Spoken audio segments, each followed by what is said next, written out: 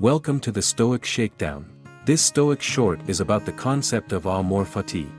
Amor Fati, a Latin phrase that means love of fate, is about embracing life's ups and downs and making the best out of everything that comes your way.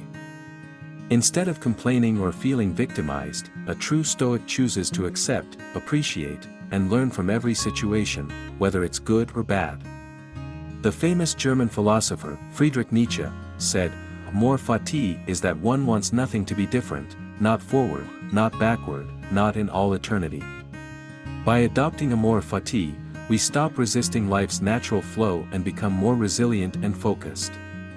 It's a powerful mindset that can lead to greater happiness and personal growth. So, embrace your fate, accept the challenges, and remember, life is a beautiful journey, not a destination. Like, subscribe, and share this video for more Stoic wisdom.